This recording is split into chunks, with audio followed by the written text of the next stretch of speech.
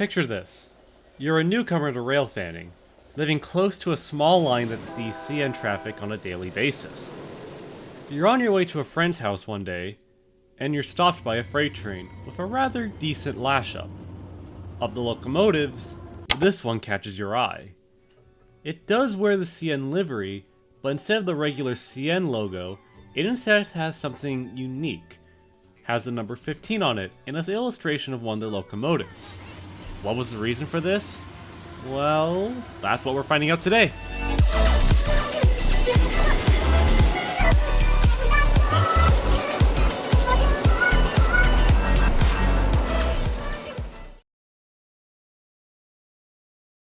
Our journey starts off on November 17, 1995, when the Canadian National Railway would become privatized after ending a long 76 years of ownership under the Canadian federal government.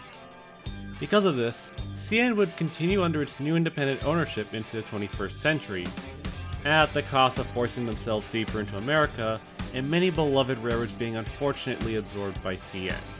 No! But I digress. Fast forward to 2010, Canadian National would celebrate 15 years of privatization with a special logo for the event. This consisted of a CN locomotive, in particular SC70I 5616 splitting into the logo, with one side black and the other red to reflect the colors of CN, with the 50th anniversary markings beside the locomotive. The logo would be applied differently on both sides of a locomotive. One side was translated in English, while the other side was in the French language. This was done since the railroads ran into French-speaking parts of the country, which is something they would continue with future special locomotives. The company would apply the livery to 8 locomotives, the first 2 being yard-based units in Winnipeg, Manitoba.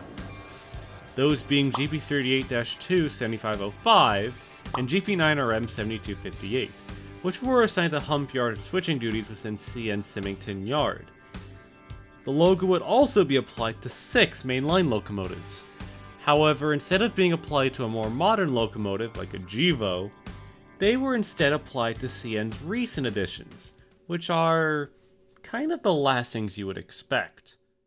For context, around 2010, Canadian National was purchasing various second-hand Dash 8s from both BNSF and Union Pacific as a cheaper power alternative compared to buying more newer motive power. Oh god, that aged badly, didn't it? 6 of the standard cab Dash 8s were selected to wear the scheme, those being 2107, 2112, 2113, 2115, 2124, and 2128.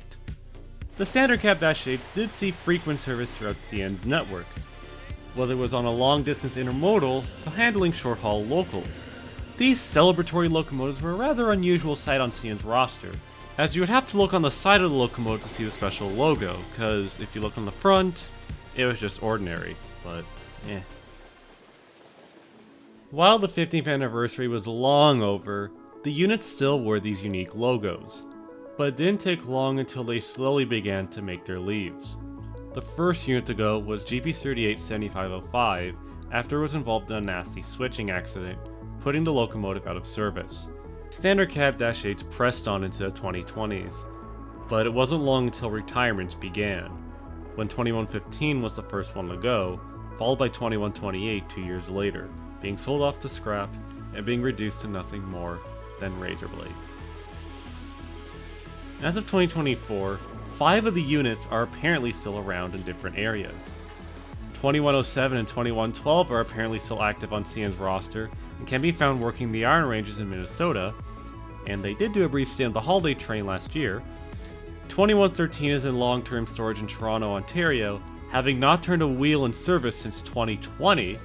2124 was turned into a training unit and is based in Homewood, Illinois, and 7258 is still in active service as a yard switcher within Southern Ontario, still kicking around despite its age.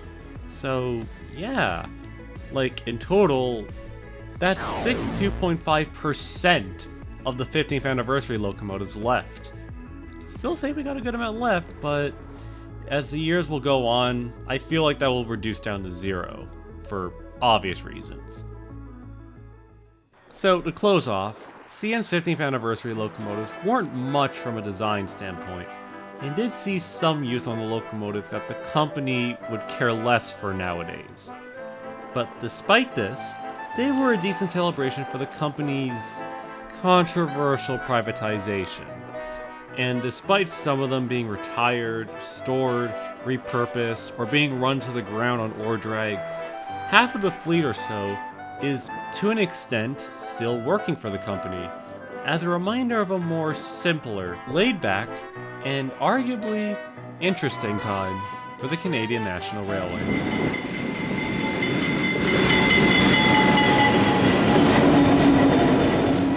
10 years later, CN did another celebration for their 25th anniversary, but that's another story.